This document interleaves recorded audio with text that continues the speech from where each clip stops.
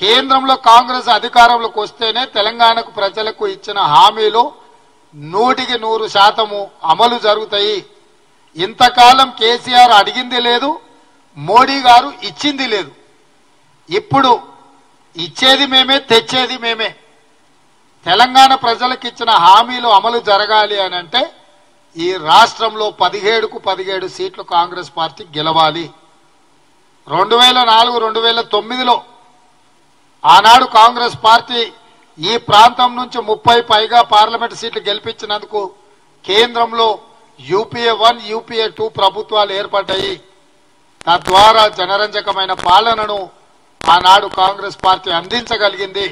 ఈ రోజు కూడా తిరిగి కేంద్రంలో కాంగ్రెస్ ఇండియా కూటమి ప్రభుత్వాన్ని ఏర్పాటు చేయాలి అంటే తెలంగాణలో ఉన్న సీట్లన్నీ కాంగ్రెస్ పార్టీ గెలవాలి.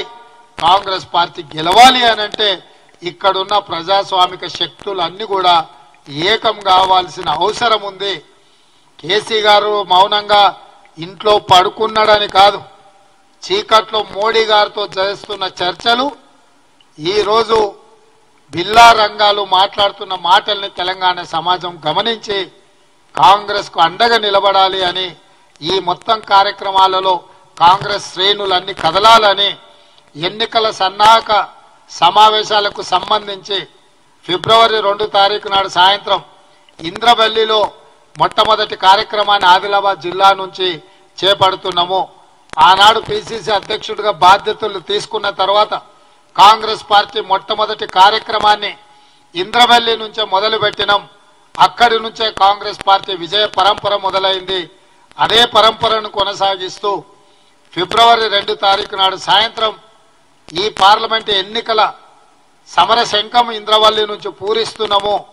మీరందరూ మీడియా మిత్రులు ఏ విధంగా అయితే గతంలో సహకరించినరో భవిష్యత్తులో కూడా మీ వైపు నుంచి అదే రకమైన సహకారం ఉండాలి.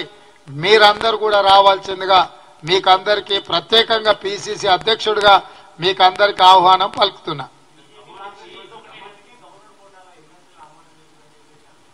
ఇప్పుడు పిచ్చి పట్టినట్టు మాట్లాడుతున్నా. ఈ దేశంలో బీజేపీ కాంగ్రెస్ ఒకటి అయితాయా? ఎవడన్నా తలుండేవాడు కానీ మతుండేవాడు కానీ మాట్లాడే మాటలేనా? ఈరోజు వాళ్ళు మాట్లాడుతున్న దానికి అర్థమని ఉండాలి, పర్థమని ఉండాలి. ఎన్నికైన ఎమ్మెల్సీలు ప్రమాణ స్వీకారం చేస్తామంటే రాజకీయ కుట్రతోని ఈరోజు దాన్ని వాయిదా వేయాలనే ప్రయత్నం చేసిండ్రు. కోదండరామ్ గారి యొక్క